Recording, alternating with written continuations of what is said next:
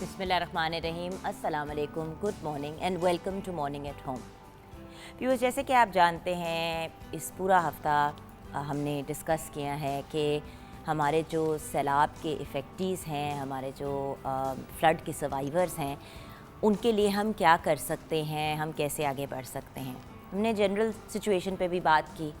कल इस बात पे भी हमने बहुत फोकस किया कि जो बच्चे हैं उनको किन प्रॉब्लम्स का फेस करना पड़ रहा है और हमें क्या क्या एहतियाती तदाबीरें और एहतियाती चीज़ें करनी चाहिए ताकि हम अपने बच्चों को महफूज रख सकें।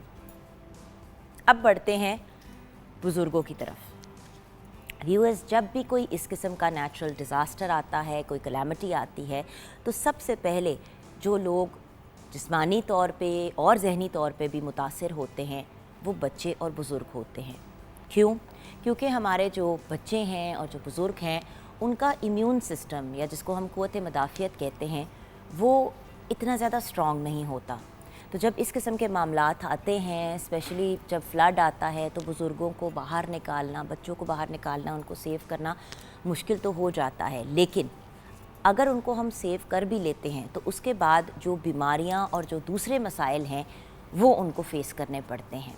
अब देखिए, बहुत से ऐसे बुज़ुर्ग हैं जिनकी दवाइयाँ हैं, जिनके लिए चलने फिरने का इशू है, जिनकी फॉर एग्ज़ाम्पल अगर किसी को ज़ियाबतीज़ है, आपको पता है डायबिटीज़ हमारे मुल्क में बहुत ज़्यादा प्रेवलेंट है, तो वो सब चीज़ें उन तक पहुँचाना भी ज़रूरी है, यानी कि उनको प्रॉपर मेडिकल केयर देनी ज़रूरी है। हमारे बहुत से ऐसे इदारे हैं जो काम कर रहे हैं, एफ़र्ट्स कर रहे हैं, सिविल सोसाइटी, हमारे डॉक्टर्स, हमारी पुलिस, आर्मी, गवर्नमेंट, हर इंसान, हर इदारा आगे बढ़ के अपना एक एफ़र्ट कर रहा है, अपनी कोशिशें कर रहा है। बल्कि मैं बहुत फ़ख्र से और बहुत खुशी के साथ ये बात आप लोगों के साथ शेयर कर रही हूँ और आप लोग देख भी रहे होंगे कि हमारे ऑनरेबल प्राइम मिनिस्टर साहब मियाँ शहबाज शरीफ बाकायदा ख़ुद उन इलाक़ों में जाके पैसे भी डिस्ट्रीब्यूट कर रहे हैं, लोगों के हालात भी देख रहे हैं और फिर जो प्रॉब्लम्स हैं उससे रिस्पेक्टिव इदारों को राब्ता करके बताया जा रहा है कि ये वाली चीज़ें जो हैं वो हैंडल करनी है। देखिए व्यूअर्स, जिस सिचुएशन से इस वक्त पाकिस्तान गुज़र रहा है, आधा नहीं चले 1/3 पाकिस्तान इस वक्त पानी के नीचे है। पानी ऑब्वियसली कम हो रहा है और वक्त के साथ होगा, लेकिन ये भी प्रिडिक्टेड है कि सितंबर के एंड के करीब फिर से एक मतलब लो टू मिड लेवल का मॉनसून का एक बाउट आएगा, जो जाते जाते अक्सर आता है मॉनसून का। तो ये भी अभी प्रिडिक्टेड है। अब करना क्या है? इस वक्त जो फ़ौरन चीज़ों की ज़रूरत है, इमदाद की ज़रूरत है, उसको प्रोवाइड करना है। मैं बहुत से फ़ोरम्स पे ये बात कह चुकी हूँ, जिन ग्रुप्स का मैं हिस्सा हूँ उन पे भी कहा है। आप लोगों से भी यही रिक्वेस्ट करूँगी कि व्यूअर्स प्लीज़ इस वक्त वो चीज़ें हमें वहाँ भिजवानी हैं जो फ्लड इफ़ेक्टेड एरियाज़ हैं, जिनकी उनको ज़रूरत है। ज़रूरत किन चीज़ों की है? सबसे पहले और सबसे अहम ज़रूरत है साफ़ पानी की। अब जब हम साफ़ पानी की बात करते हैं तो आप कहेंगे पानी है हर जगह, इशू क्या है? वो पानी पीने के काबिल क्या? उससे हाथ पाँव धोना, मतलब आप उससे हाथ पैर नहीं अपने धो सकते क्योंकि आपको उससे स्किन डिजीज़ हो जाएंगी। जो पानी है वो बहुत ज़्यादा इस वक्त मतलब उसके अंदर जरासीम है और देखें ना कि उस पानी के अंदर पता नहीं क्या क्या खड़ा हुआ है। सो वो पानी पीने के काबिल नहीं है। लेकिन अगर प्रॉपर कोई फ़िल्ट्रेशन का सिस्टम प्रोवाइड कर दिया जाता है हर फैमिली को, या हर इलाके में 2-4 फ़िल्ट्रेशन के पानी के सिस्टम लगा दिए जाते हैं, तो होगा ये कि जब तक मामलात हल की तरफ नहीं जाते तब तक एटलीस्ट साफ़ पानी पीने के लिए होगा।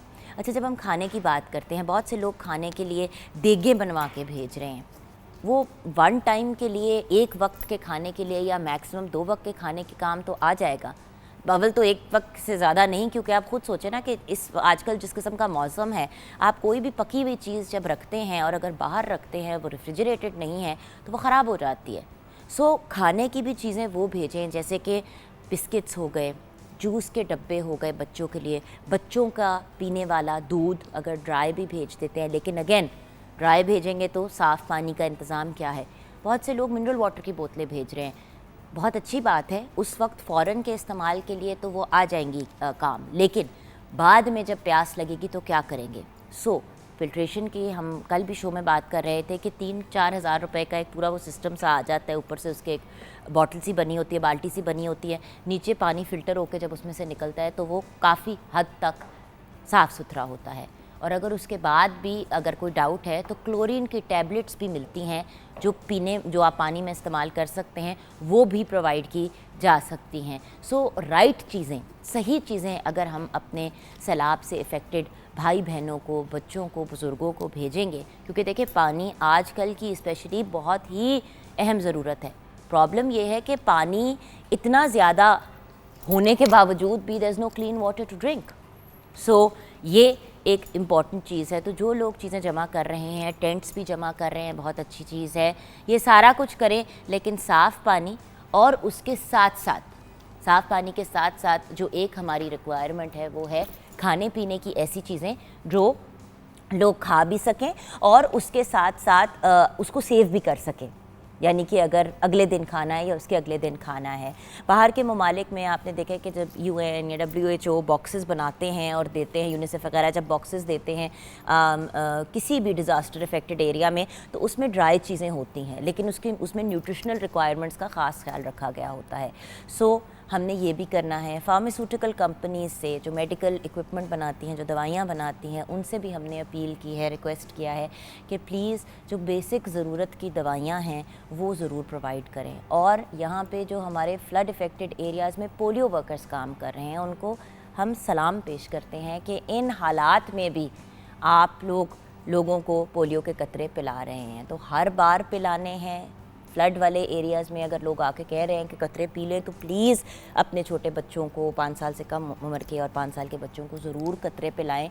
ये एक बड़ी बेसिक चीज़ है और ये एक बड़ी इम्पॉर्टेंट चीज़ है। इस वक्त जो हालात चल रहे हैं, जितना ज़्यादा हम अपने आप को बीमारियों से बचाएंगे उतना ही बेहतर है।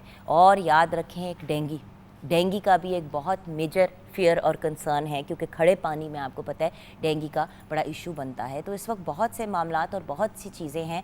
हर चीज़ को अगर हर बंदा कवर करने की कोशिश करेगा तो इशू होगा। अगर different groups of people different ज़िम्मेदारियां ले लेंगे तो बहुत बेहतर अंदाज में, तरतीब से हम चीज़ों को आगे लेके बढ़ सकते हैं। अब बहुत से इदारे हैं जो बहुत अच्छा काम कर रहे हैं। आपका खुद फिज़िकली वहाँ पे जाके लोगों को चीज़ें पकड़ाना ज़रूरी नहीं है। आप PDMA, NDMA, national disaster management, provincial disaster management को से रब्ता कर सकते हैं। 1122 बहुत अच्छा काम कर रहा है। ISPR भी फंडिंग कलेक्ट कर रहा है, चीज़ें आगे भेज रहे हैं। तो मतलब वेरियस डिफरेंट जगहें हैं जो ऑथेंटिक हैं। अच्छा, हमारे साथ कॉलर हैं ज़ूबिया मुल्तान से। आइए उनसे बात करते हैं। अस्सलाम वालेकुम ज़ूबिया। वालेकुम अस्सलाम वरहमतुल्लाहि वबरकात। कैसी हैं जुगन आप? बिल्कुल ठीक ठाक ज़ूबिया। ज़ूबिया ये बताइए कि इस वक्त जिन हालात का पूरी पाकिस्तानी कौम सामना कर रही है, ये जो सैलाब के सारे जो इफ़ेक्टिव्स हैं, आप क्या कहना चाहेंगी? जुगन, बात ये है कि इस वक्त आप यकीन कीजिए कि जो ये जनूबी पंजाब है हमारा, बहुत ज़्यादा तबाही का एक मंजर पेश कर रहा है। और मैं काफ़ी दिन से आपका ये प्रोग्राम देख रही हूँ। जो आपका एक मोटिवेशन लेवल है ना, वो बड़ा ही अच्छा जा रहा है और मुझे बहुत पसंद आ रहा है कि इस वक्त बहैसियत कौम जो है ना, ज़रूरत है कि हम उन लोगों की मदद भी करें और एक दूसरे को मोटिवेट भी करें। एंड ज़ूबिया, मदद करें लेकिन सही तरीके से मदद करें। फॉर एग्ज़ाम्पल, अगर किसी को पानी की ज़रूरत है और हम उसको कपड़े पकड़ा रहे हैं तो हम फिर उसकी ज़रूरत नहीं पूरी कर रहे। आप समझ रहे हो ना? तो बिल्कुल फोकस तरीके से। और यकीनन जो आपका प्रोग्राम है, वो जो आप मुख्तलिफ पहलुओं पर बात कर रही है ना, तो वो बड़ा ही अच्छा है। और मुझे लगता है कि इस वक्त हमें जो है ना, वो शऊर बेदार करने की जरूरत है और इसी सिमत में जाना चाहिए।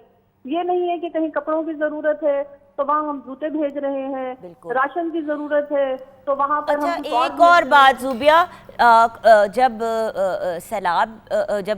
ज़लज़ला आया था तो ये कल बात हो रही थी ऑन एयर, और मुझे काफ़ी हैरानकुन लगी कि उनके पास जब डिफरेंट किस्म के कंटेनर्स पहुंच रहे थे चीज़ों के, तो एक कंटेनर ऐसा पहुंचा जिसमें सूट, मर्दाना जो पैंट सूट होता है वो, और टाइज थी।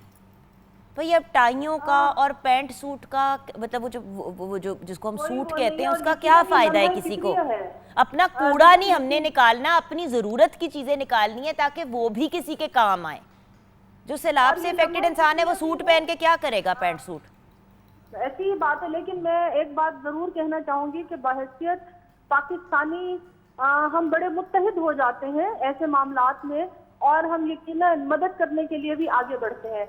लेकिन यहाँ पर वही आपकी बात है कि हमें यहाँ शऊर और आगाही देना बहुत जरूरी है। वो ये ना जुबिया, मिसगाइडेड मिसाइल की तरह तो नहीं निकलना ना, मिसगाइडेड मिसाइल की तरह नहीं निकलना, तरीके से सोच समझ के। देखिए जब भी किसी मुल्क में डिजास्टर आता है शुरू में सारे आगे भागते हैं कुछ करने के लिए, बट सेंसिबल लोग वो होते हैं जो तरतीब से चलते हैं। देखो जुबिया, अभी हम लोग अगर चले सारी बेसिक ज़रूरियात हम पूरी कर देते हैं, फिर अगला स्टेज आएगा जब हमने घर बनाने होंगे, लोगों को रिहेबिलिटेट करना होगा, और एक बहुत बड़ी तादाद है लोगों की। तो अगर सारी चीज़ें हम सारा फोकस हम खाने पीने पे लगा देंगे तो फिर रिहेबिलिटेशन का क्या होगा? सो वही वाली चीज़ है ना कि डिफरेंट मरहलों में मामलात हल होने। अभी सर्दियाँ आ जानी है, यकीनन इसके लिए प्लानिंग करनी पड़ेगी, इसके लिए हमें सोचना पड़ेगा। और मेरा ख्याल है कि जो मीडिया है वो एक ऐसा स्ट्रॉन्ग पिलर है जहाँ पर वो लोगों को शऊर और आगाही दे सकता है और दे रहा है। यकीनन पीटीवी का ये एक बहुत बड़ा कारनामा है, खास तौर पर आप जिस प्रोग्राम को लेकर आगे बढ़ रही हैं तो वो बहुत अच्छे तरीके से जा रहा है। और मैं दुआगो भी हूँ कि अल्लाह ताला जो है इस प्रोग्राम के जरिए आवाम के दिलों में शऊर पैदा करे और वो इस कॉज के लिए काम कर सके। आमीन। Thank you so much, thank you Zubiya, God bless you, Allah आपको खुश रखे। व्यूअर्स, ये गुफ्तगू तो चलती रहेगी, आइए थोड़ा सा अपने शो के फॉर्मेट के मुताबिक आगे बढ़ते हैं और हमारे साथ शेफ़ कोमल चहाब हैं। अस्सलाम वालेकुम। वालेकुम अस्सलाम। क्या हाल है आपके? मैं ठीक हूँ, आप सुनाएं। अच्छा, आज किचन में हम क्या बनाने जा रहे हैं, क्या लजीज़ रेसिपीज़ हमारे व्यूअर्स के साथ शेयर की जाएंगी। व्यूअर्स, ये रेसिपीज़ बाय द वे इससे पहले कि वो शेयर करें, ये सब चीज़ें इसलिए आपके साथ शेयर की जाती है ताकि ये आप घर पे बनाएं, ट्राई करें और हमें भी बताएं कि आपको कैसे लगा। सो सिर्फ देखने की हद तक नहीं, आपने ये रेसिपीज़ फॉलो करके फिर हमें बताना है कि कैसा था, उसमें कोई आपने वेरिएशन की, कोई डिफरेंट चीज़ की, तो फिर आपका नाम लेके हम ऑन एयर शेयर करेंगे कि वही चीज़ आपने एक फ़र्क तरीके से। फिर तस्वीर भी ज़रूर भेजिएगा। हमारा फ़ोन नंबर 042992000648 है और मॉर्निंग एट होम पे आप हमसे फेसबुक पे रब्ता कर सकते हैं। तो आप हमारे फेसबुक के पेज पे बेशक तस्वीर एंड वेरिएशन शेयर कर सकते हैं जी। अच्छा, सबसे पहले हम बना रहे हैं फेटुचीनी अल्फ्रेडो पास्ता, सबका फेवरेट, बच्चे बड़े एवरीबडी एंजॉय। देखो, और उसके लिए हम उसके साथ हम बनाएंगे टोस्ट चिकन। अच्छा, प्रॉन टोस्ट जैसे बनता है उस तरह करके? बिल्कुल उसी तरह से। इसकी वेरिएशन आप इसका चिकन के साथ भी बना सकते हैं, प्रॉन्स के साथ भी बना सकते हैं, और बीफ के साथ भी बना सकते हैं। बीफ का कीमा प्रॉपर बना लें। Okay, so what's the okay, fettuccine alfredo pasta के लिए चाहिए पास्ता 1 कप, मुर्गी का गोश्त आधा किलो, प्याज 1 अदद, मशरूम 200 ग्राम, कुटा हुआ लहसुन 1 अदद, नमक 1 चाय का चम्मच, काली मिर्च 2 अदद, पेपरिका पाउडर ½ चाय का चम्मच, धरा मिर्च 1 चाय का चम्मच, क्रीम 1 कप, जैतून 2 खाने के चम्मच, दूध 250 मिलीलीटर और लहसुन 1 जवा, 1 से 2 जवे। सबसे पहले आपने चिकन को मैरिनेट करना है अपने नमक, कुटी लाल मिर्च और काली मिर्च, पेपरिका पाउडर के साथ। उसके बाद आपने उसको रख देना है फॉर लाइक ½ एन आवर। उसके बाद आपने अपना पास्ता पैकेट के मुताबिक बॉईल करना है। आपने चिकन को फ्राई करना है 4 मिनट्स ईच साइड ताकि वो सॉफ्ट हो जाए, अदरवाइज़ अगर ज़्यादा करेंगे तो वो चिचड़ सा हो जाएगा। उसके बाद आपने सॉस चिचड़ सा हो जाएगा मतलब कि चूई सा हो जाएगा। मेरा छोटा भाई मुझे बुलाता था, जब भी सुनती मुझे हंसी आती है, जब भी क्या करती थी मामा को कहता था मामा चिचड़ जुगन, तो मुझे चिचड़ सुन के अपना आप याद आ गया। अच्छा, हाँ जी। अच्छा, फिर क्रीम बनाएंगे। बटर के साथ ज़्यादा अच्छी लगती है लेकिन इकोनॉमिकल ऑयल होता है, थोड़ा सा आपने वो लेना है 4 टेबलस्पून। उसके बाद उसके मेल्ट हो जाएगा, उसके अंदर थोड़ा सा लहसुन शामिल करें, 1 मिनट के बाद क्रीम डालें। क्रीम के साथ ही आपने उसके अंदर दूध डाल देना है ताकि वो थोड़ा सा पतला हो जाए। फिर आपने नमक, काली मिर्च शामिल करनी है, थोड़ी सी चीज़ डालनी है अगर आप थोड़ा सा चीज़ी चाह रहे हैं, उसको मिक्स करना है। एंड में आपने ऑलिव शामिल करने और मशरूम शामिल करनी है और पास्ता के अंदर सॉस डाल के ऊपर आपने चिकन को सर्व करना है। वंडरफुल। अच्छा, अब एक चीज़, बहुत से लोग ऐसे हैं जो मतलब मर्द हजरात अक्सर कहते हैं कि ये क्या बिल्कुल ही मतलब जायका ही कोई नहीं है। बच्चे और बड़े अक्सर इंजॉय करते हैं फेटुचीनी पास्ता को, मर्द कंप्लेन करते हैं, मैंने ज़्यादा देखा है। तो अगर किसी को मतलब उसके अंदर थोड़ा सा फ्लेवर ज़्यादा चाहिए, बाइट ज़्यादा चाहिए, तो आप धड़ा मिर्च जो है वो नमक और काली मिर्च के साथ डाल दें अलहदा से उनके बोल के लिए, और बाकी जो है ये धड़ा मिर्च अगर साथ भी रखते हैं या चिली ऑयल साथ रखते हैं तो बड़ा अच्छा टेस्ट हो जाता है। बिल्कुल। ओके, नेक्स्ट अच्छा, रेसिपी। फिर चिकन टोस्ट, उसके लिए चाहिए ब्रेड 1 अदद, चिकन का कीमा चाहिए आधा किलो, साथ में कॉर्नफ्लावर 1 खाने का चम्मच, सोया सॉस 1 चाय का चम्मच, नमक 1 चाय का चम्मच, अंडा 1 से 2 अदद।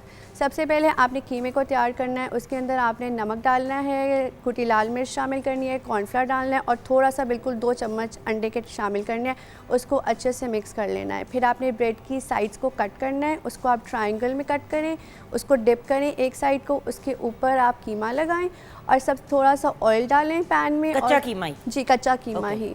और आपने लेकिन बहुत मोटी लेयर नहीं लगानी, पतली सी लेयर लगानी है। फिर सबसे पहले आपने जो जिस पे कीमा लगाया है उसको नीचे डाल के उसको फ्राई करना है। कीमे वाली साइड नीचे रहेगी बिल्कुल, और जो और वो वैसी लेयर रहेगी वाली उस साइड पे रहेगी, और बिल्कुल हल्की आंच पे आपने इसको पकाना है तो जब ताकि कीमा गल कुक हो जाए। जाएगा उसके बाद आप आपने उसको फ्लिप side कर change देंगे। तो करनी आई है। थिंक फिर probably not a good idea to use beef और मटन। आप अगर चिकन यूज़ कर लेते हैं, फ़िश यूज़ कर लेते हैं, प्रॉन्स यूज़ कर लेते हैं।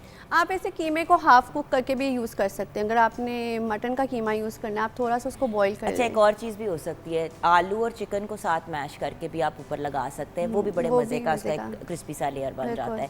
सो इट जस्ट डिपेंड्स कि आपने करना क्या है, और फिर इसको सर्व कर दें। बिल्कुल, अच्छा, आपको इसको लंच serve- बॉक्सेस में very good option for children. जो लोग कहते हैं हमें समझ ही नहीं आती, बच्चे सैंडविच नहीं खाते, तो ये फिर भी खा लेते हैं एंड इन्जॉय भी करते हैं। छोटी सी ब्रेक की तरफ जाएंगे। ब्रेक के बाद जब वापस आएंगे तो हम अपने उन भाई बहनों को, बुज़ुर्गों को, बच्चों को, उनके लिए कैसे कुछ कर सकते हैं जो इस वक्त फ्लड से बहुत बुरी तरह से मुतासिर है, ये हम ब्रेक के बाद डिस्कस करेंगे।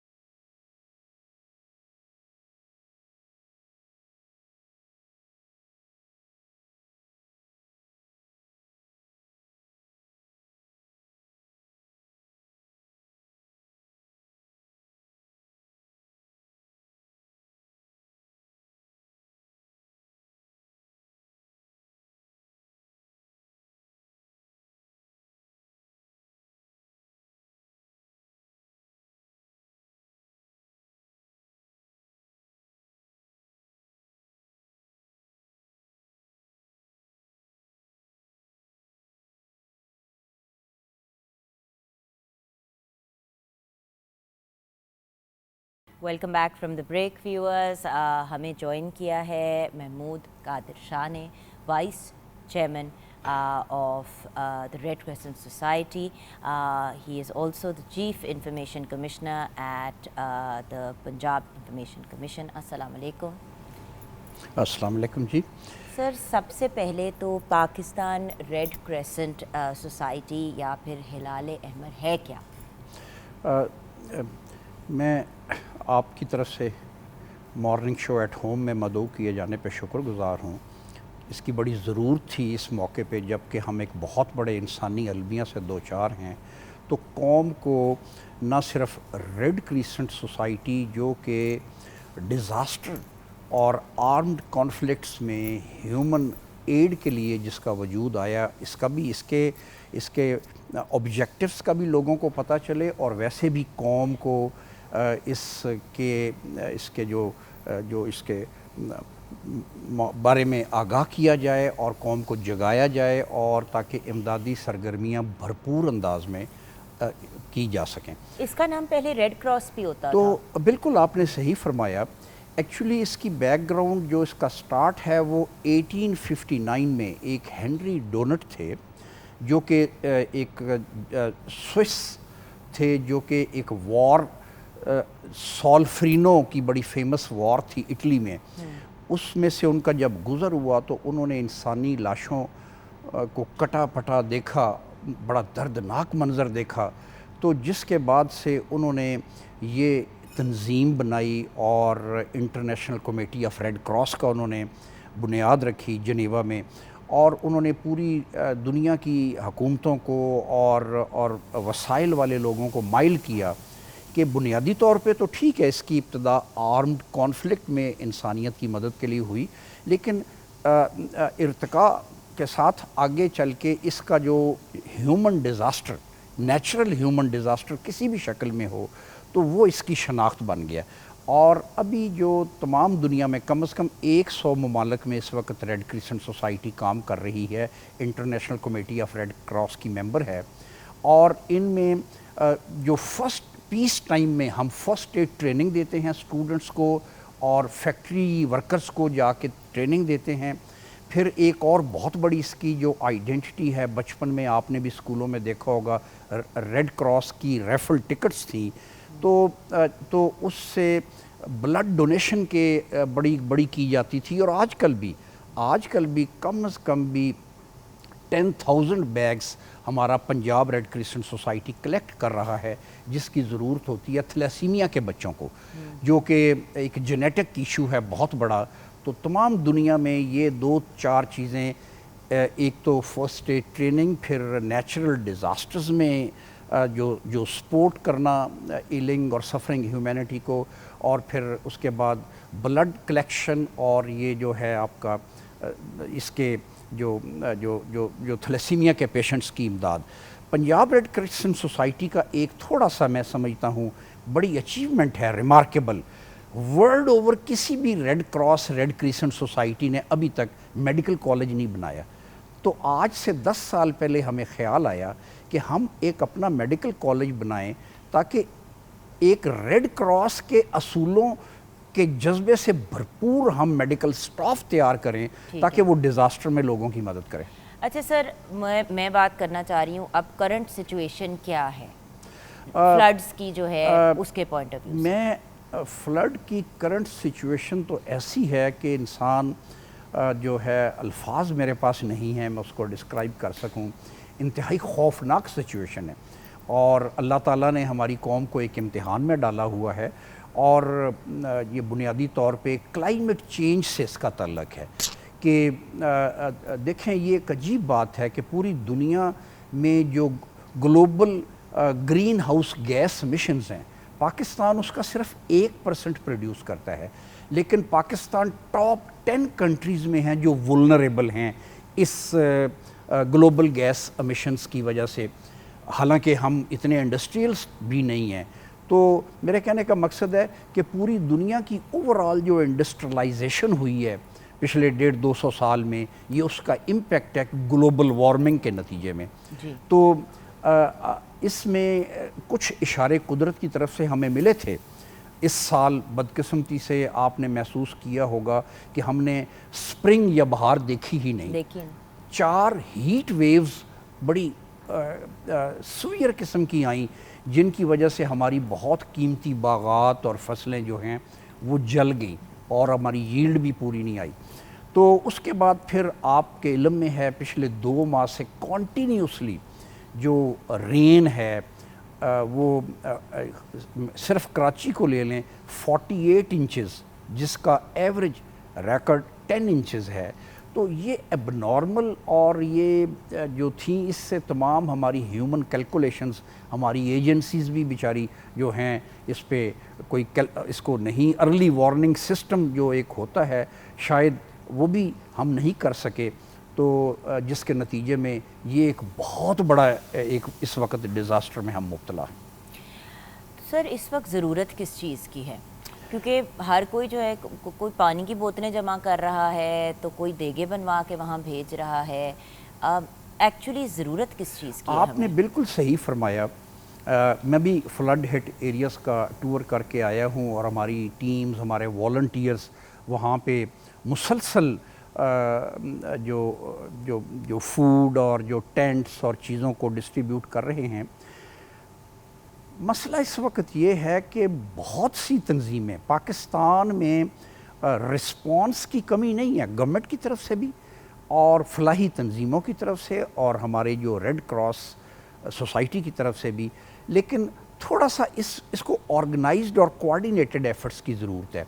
अब एक जगह पे मुसलसल एक जैसे ट्रक जा रहे हैं, तो हमने महसूस ये किया जब हम फील्ड पे गए कि अभी तक लोग स्ट्रैंडेड हैं, फंसे हुए हैं पानी में। खैर कल से इतला है पानी कुछ उतरना शुरू हो गया, कुछ उतरना शुरू हो गया और कुछ लोग अपने घरों की तरफ भी वापस जा रहे हैं, लेकिन खौफ के आलम में पक्के घरों वाले भी इसलिए वापस नहीं जा रहे कि खुदा न खास्ता उनके घर गिर जाएंगे। और अमूमी तौर पे ये राय है कि रोड साइड्स पे जो लोग बैठे हुए हैं वही बार बार राशन जो ट्रक इधर से जा रहे हैं वो कलेक्ट कर लेते हैं, और लेकिन जो लोग डीप इनसाइड जिन तक कभी एक्सेस भी प्रॉपर नहीं है, तो ये कुछ एक जिस स्केल का ये डिज़ास्टर है इसके लिए सच्ची बात है हम तैयार नहीं थे नेशनल लेवल पे, हमारे अदारे या हम रेड क्रिसेंट भी, ये आउट ऑफ प्रोपोर्शन था। सर मतलब 30 साल जो रिकॉर्डेड हमारे पास 30 साल है, शायद उससे भी पहले, मतलब इतनी ज़्यादा बारिश कभी पाकिस्तान में हुई ही नहीं है that we know of. True, शायद कभी कोई 200 साल पहले हुई हो इस इलाके में, लेकिन पिछले 30 साल का जो हमारे पास रिकॉर्ड है उसके अंदर इतनी बारिश कभी नहीं हुई। अब मैं अर्ज़ करूं कि ये तो हमारे इल्म में है, जैसे कि मैंने पहले अर्ज़ किया कि हम मोस्ट वुल्नरेबल पार्ट पे हैं।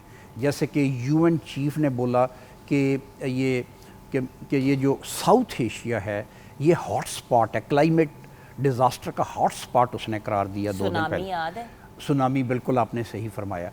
तो एक्चुअली मतलब मुझे मेरी मतलब सॉरी सर मैं याद करा रही हूँ व्यूअर्स, आपको याद होगा सुनामी आई थी एक दफ़ा थाईलैंड में आई थी ना सर। हाँ, और मतलब मेरी कज़न गई हुई थी वहाँ पे हॉलीडे पे अपनी फ्रेंड्स अपनी फैमिली के साथ, और वो बताती है कि हमारा जहाज़ ऐसे करके लैंड कर रहा है और पानी ऐसे करके आ रहा था जहाज़ की तरफ, मतलब वो जहाज़ लैंड हो रहा है रनवे के ऊपर और उधर पानी आ रहा है।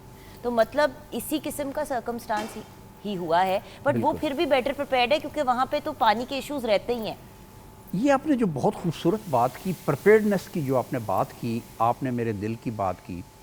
देखें, हमें प्रिपेयर्डनेस के भी 2 लेवल्स हैं। एक तो इमीडिएटली अभी तो हमें लॉन्ग टर्म में कुछ नहीं हम कर सकते, एक तो शॉर्ट टर्म में है कि ये कम से कम 1 माह से ज़्यादा अरसा, बल्कि शायद जो मिलियंस में हाउसेस जो गिर गए हैं उनकी रिकंस्ट्रक्शन में कम से कम मैं ये समझता हूँ 6 माह या शायद 1 साल दरकार हो। लेकिन जो 6 माह और 1 साल में जो लोग रोड के साइड पे हैं या जो टेंट्स में अंदर है उनका क्या, यही तो सबसे बड़ा इस वक्त इशू है। और मैं व्यूअर्स इसीलिए आप लोगों को बार बार हम मॉर्निंग एट होम पे यही बात कह रहे हैं कि इसके फेजेस हैं। पहला फेज़ इस वक्त जो सिचुएशन है करंट, उसके बाद अगला फेज़ है जब सर्दियां आनी है, क्योंकि तब तक ये उम्मीद रखना कि सबके घर तामीर हो चुके होंगे, ये बहुत ही एक वो टॉल ऑर्डर है फिल करने को। साथ डिजीजेस का एक जो बीमारियां, और अब देखिए ना dinghy, this is dinghy season. हमारे मुल्क में भी पोलियो नहीं खत्म हुआ, और पाकिस्तान पानी में।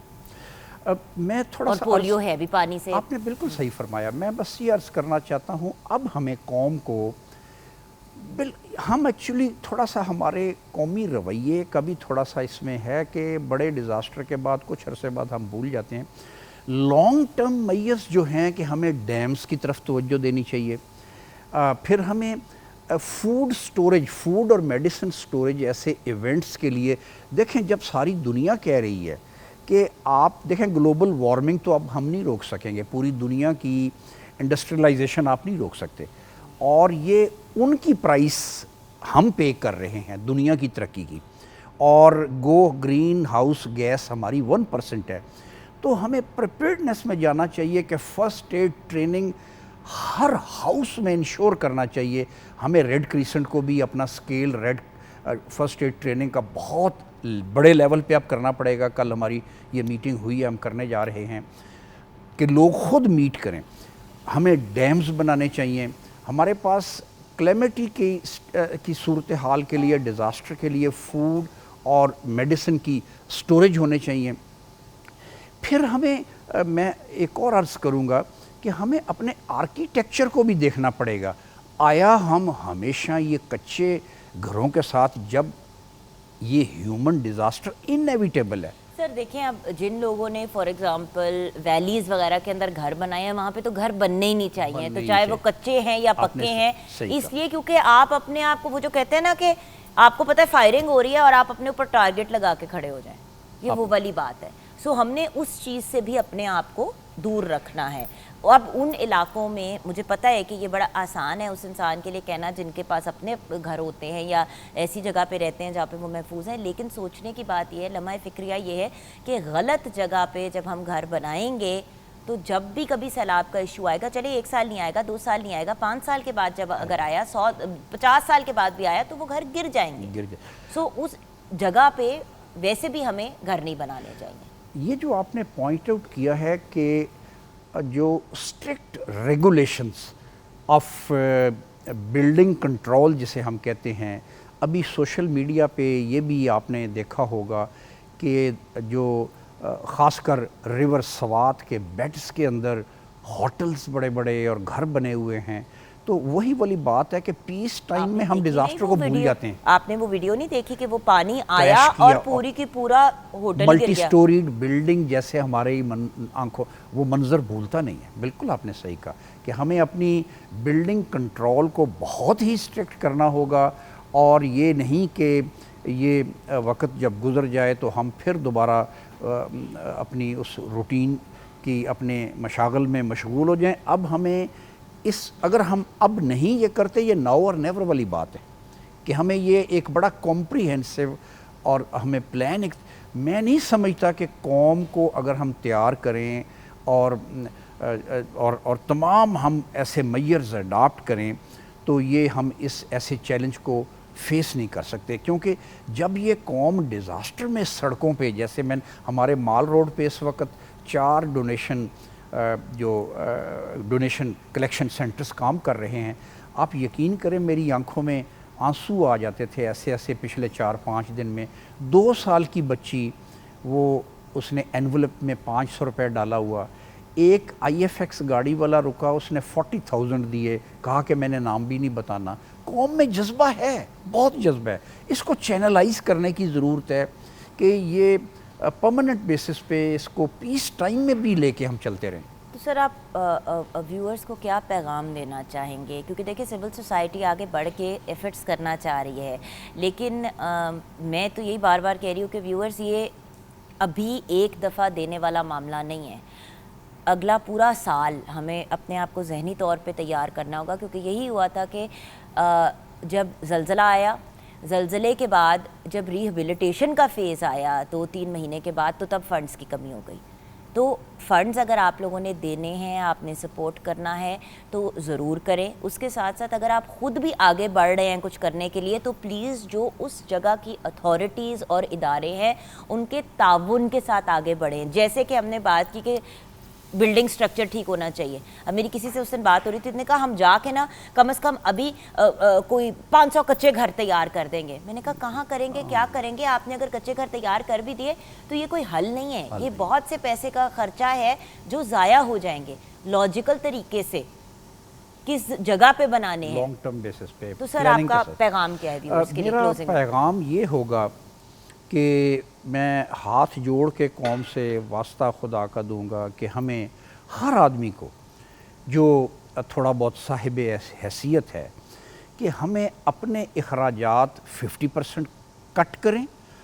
और मैं ये समझता हूँ कि इतनी इमदाद इकट्ठी की जा सकती है। हम अपने इलेक्ट्रिसिटी के घर के बिल को, अपनी फूड को, अपने अखराजात को, हम अपनी होटलिंग बंद कर दें। हर आदमी अगर 50% 1 साल के लिए हर फैमिली कम करे और उसको डाइवर्ट करे उस तरफ जो ये इस इंसानी अलमिया है इतना बड़ा, तो मैं नहीं समझता कि हम उनको फूड की ज़रूरत है, सैनिटेशन की ज़रूरत है, मेडिसिन की ज़रूरत है, ख़वातीन को हाइजीन के प्रोडक्ट्स की ज़रूरत है। ख़वातीन के हाइजीन अभी पिछले दिनों मैं भले से मैं ये समझता हूँ कि ऑन एयर बात करने में कोई शर्म नहीं होनी चाहिए। फिर मैंने बहुत से व्हाट्सएप ग्रुप में हमने NGOs को, हलाल अमर ने लिखा कि जो ख्वातीन के लिए हाइजीन पैड्स हैं, तो हमने वो अब शुरू किया है, मुहिम चलाई है कि जो भी ट्रक जाए या बैगेज जाए उसके अंदर इसको शामिल करें। तो ये अवेयरनेस और एक लॉन्ग टर्म कंसिस्टेंट एफर्ट चाहिए।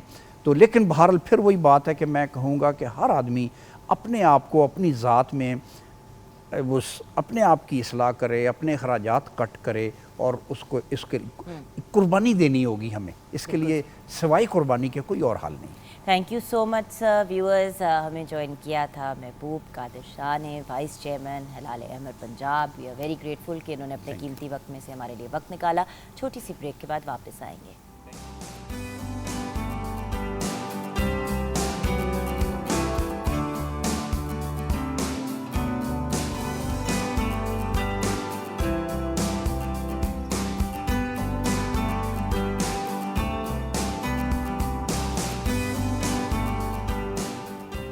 Welcome back from the break viewers. Doctor Shahzad Anwar ने अब हमें ज्वाइन किया है। Interventional spine and pain medicine physician है, मेडिकल एक्यूपंक्चरिस्ट है और हमारे and also he is the president of SIPM, society for interventional pain medicine. अस्सलाम वालेकुम डॉक्टर साहब। वालेकुम अस्सलाम।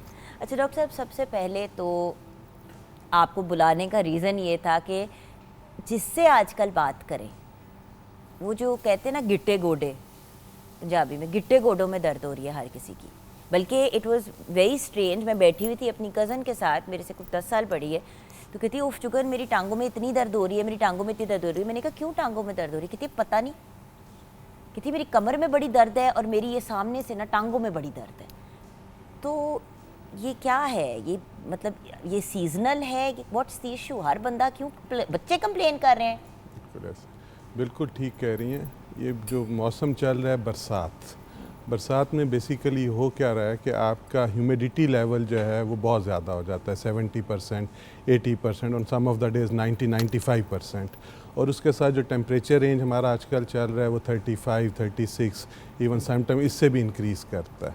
और अगर आप इन दोनों को कंबाइन करें तो जो एक्चुअल फील आता है टेम्परेचर का वो 50+ आता है। तो इसमें क्या होता है कि आप प्रोफ्यूजली स्वेट करते हैं, बहुत ज़्यादा पसीना आता है। तो पसीने में सिर्फ पानी नहीं निकलता, उसके साथ जो सॉल्ट्स हैं, जो इलेक्ट्रोलाइट्स हैं, जिनको हम नमकियात कहते हैं, वो भी बॉडी लूज़ करता है। तो जब बॉडी उनको लूज़ करता है, पानी तो हम रिप्लेस कर लेते हैं, लेकिन इलेक्ट्रोलाइट्स को और सॉल्ट को उसको हम रिप्लेस नहीं करते। अच्छा सर, आपको पता है मैं कितने अरसे से लोगों को कह रही हूँ कि प्लीज़, कुछ ऐसे सीजन्स होते हैं जिनमें डेली अगर 1 कप यखनी का प्रॉपर पकी हुई 24 घंटे या 36 घंटे आपने पकाया है उस यखनी को, और उसको अगर आप पीते हैं तो उसमें नमकियात भी आपको मिल जाती हैं और आपको उसमें एनर्जी भी मिल जाती है। बिल्कुल ठीक कह रही हैं। एक तो आप कह रहे हैं कि एक तो क्रैम्पिंग होती है इलेक्ट्रोलाइट्स की कमी से। क्रैम्पिंग तो एक्सट्रीम कंडीशन में होती है। उसके अलावा ये जो जनरलाइज, जैसे आपने कहा कि जी टांगों में दर्द है, बच्चे आजकल बहुत कंप्लेंट करते हैं, तो इसका एक तो आसान तरीन हल ये है कि उनका फ्लूइड इंटेक ज़्यादा करें, उसको साथ उनको ORS जो है वो लाजमी दें। आजकल उन लोगों में हमें एहतियात की ज़रूरत है जिनमें ब्लड प्रेशर या अनकंट्रोल डायबिटीज़ है, शुगर जी जिनको शुगर है और ब्लड प्रेशर है, तो उनमें हमें एहतियात करनी है। बाकी जो बच्चे हैं या जवान लोग हैं जिनको शुगर ब्लड प्रेशर नहीं है, वो डेली 1 गिलास जो है, एक्चुअली जो एक इसका पाउच होता है ORS का, उसमें 4 टेबलस्पून जो है वो पाउडर या नमकियात होते हैं। तो 1 टेबलस्पून 1 गिलास में मिक्स करके सुबह में ले लें, एक आफ्टरनून में ले लें। और अगर आपने वॉक वगैरह करते हैं या फिज़िकल वर्कआउट है या गर्मी में पूरा दिन गुजरा है, तो आप पूरा पैकेट भी एक बॉटल में हल करके दिन में वो इस्तेमाल करते हैं, 1 लीटर की बोतल में डाल के उसको पीते रहें। तो ये जो क्रैम्पिंग और जो बॉडी एक्स हैं, पेन्स हैं, उनसे आप बचे रहेंगे। लेकिन जिनको डायबिटीज़ है और ब्लड प्रेशर का इशू है, वो फिर क्या करें? जी उनमें डेफिनेटली, उनमें जिनमें ब्लड प्रेशर है, उनमें हम जो शुगर फ्री नमकियात हैं वो, या वो सॉल्ट का या शुगर फ्री स्कंजबीन, जैसे आपने कहा यखनी जो है फ्रॉथ करके उसको लें। और जिनको हाइपरटेंशन है उनमें नमक का इस्तेमाल कम है, लेकिन वो बाकी चीज़ें जो हैं वो ले सकते हैं। ठीक है। अच्छा डॉक्टर साहब, एक तो ये रीज़न हो गया, तो जिन लोगों को बहुत ज़्यादा एक्स एंड पेन्स हो रही हैं और समझ नहीं आ रही कि क्या हो रहा है, अपनी पानी की मिकदार को बढ़ा के देखें। मुझे पता है कि असल में मसला ये ना डॉक्टर साहब, सीज़न ऐसा है ना कि इवन दो गर्मी है और पसीना आ रहा है लेकिन प्यास नहीं लग रही क्योंकि हब्स है, और उसकी वजह से आपको लगता है कि यू आर नॉट थर्स्टी। और स्वेलिंग बड़ी हो रही है आजकल लोगों को, और डीमा हो रहा है बड़ा, वो भी इसी वजह से ही है। ये एक कंट्रीब्यूटरी फैक्टर है। वो कहते हैं ना कि जी बरसात में आपको जो सालों पुरानी दर्दें हैं वो भी रिवाइव करती हैं या दोबारा जाग जाती हैं। ये क्यों होता है डॉक्टर साहब? ये कभी किसी डॉक्टर ने हमें ये नहीं बताया। हर बार कहते हैं, हाँ वो हर कोई कहता है और हम अक्सर कहते हैं ये तो बड़े बूढ़े एवं ही कहते हैं। नहीं, ये मिथ नहीं है, उसमें साइंटिफिक रीज़न ये है कि जहाँ पे क्रॉनिक इन्फ्लेमेशन है, आपको जॉइंट पेन है जिसको हम ऑस्टियोआर्थराइटिस या वो कहते हैं, तो वहाँ दर्द के साथ साथ हल्की फुल्की स्वेलिंग भी होती है। तो ये जो तो दैट मीन्स कि बॉडी के अंदर जो डैम्पनेस है या फ्लेम है वो एक्यूमुलेट करती है। जब एनवायरनमेंट में डैम्पनेस इंक्रीज़ करती है, जिसको हम ये मॉइस्चर या नमी कहते हैं, तो वो जो है डायरेक्टली आपकी बॉडी को इफ़ेक्ट करती है। यही वो लोग जिनको माइल्ड दर्दें हैं आजकल और स्वेलिंग्स हैं, जब ड्राई वेदर आएगा तो बगैर मेडिकेशन के भी इम्प्रूव करते हैं। अच्छा डॉक्टर साहब, ये एक अक्सर सुनते हैं हम बात, जब किसी को दर्द हो रही होती है तो कहते हैं अच्छा कितनी दर्द हो रही है, अच्छा ज़्यादा नहीं हो रही, अच्छा फिर थोड़ी बर्दाश्त कर लो। पेन को बर्दाश्त करने के बारे में आपकी राय क्या है? कुछ डॉक्टर्स कहते हैं कि जैसे ही दर्द हो उसकी दवाई ले लेनी चाहिए, पेन किलर ले लेना चाहिए, वटेवर। कुछ डॉक्टर्स होते हैं कहते हैं कि जब ज़रूरत हो, मजबूरी हो तो लो। आप क्या कहते हैं? कतन ऐसा नहीं है। देखिए, मेरी सारी उम्र हो गई पेन में ट्रेनिंग और उसी में स्पेशलाइजेशन और उसी की प्रैक्टिस करते हुए। इस वक्त हमारे पास as western science, medical science में सबसे बड़ा चैलेंज जो है वो क्रॉनिक पेन को ट्रीट करना है। तो जब पेन इनिशियली होती है वो एक प्रोटेक्टिव फंक्शन देती है आपको कि आपको कोई चोट लगी है, कोई कट लगा है, तो आप उस हिस्से को यूज़ ना करें। लेकिन अगर आप उसको उस वक्त अग्रेसिवली और पूरी तरह से ट्रीट नहीं करेंगे और वो पेन जो है किसी भी वजह से 3 महीने से ज़्यादा प्रोलॉन्ग हो गई, तो वो किसी किस्म का प्रोटेक्टिव फंक्शन जो आपका दिफाई, उसका वो पर्पस सर्व नहीं करेगी, वो उल्टा पैथोलॉजिकल पेन है। तो जिस किसी को भी पेन हो, और मैं अपने फिजिशियन जो फैमिली फिजिशियन हैं उनसे भी रिक्वेस्ट करूंगा कि इनिशियली हम पेन को जितना इफ़ेक्टिवली, जितना एग्रेसिवली ट्रीट करेंगे कि वो क्रॉनिक फेज़ में ना जाए, क्योंकि once chronic pain is there उसको ट्रीट करना बहुत मुश्किल है। तो जब भी दर्द हो, ये कोई अक्सर अपने मरीज़ों को कहता हूँ, वो कहते हैं कि जी ख़ासकर ख़वातीन कोई जी दर्द होता है तो जी असी बर्दाश्त कर रहे। दर्द को बर्दाश्त करना कोई बहादुरी नहीं है, ये बेवकूफ़ी है। आपसे ही मुलाकात जब डॉक्टर साहब मेरी बड़े साल पहले हुई थी तो तब मेरी मेंटालिटी चेंज हुई थी। वरना आपको पता है कि मुझे माइग्रेन की दर्द होती थी, मेरा लग रहा था कि मुझे लगता था जैसे मेरी जो जिस साइड पे, जैसे अगर राइट साइड पे लगता था आंख फट जाएगी दर्द के मारे, लिटरली अपनी सॉकेट से बाहर निकल आएगी, चीखों वाली दर्द। और मैं क्या करती थी, नहीं यार बहुत ज़्यादा होगी तो बर्दाश्त कर लेती हूँ।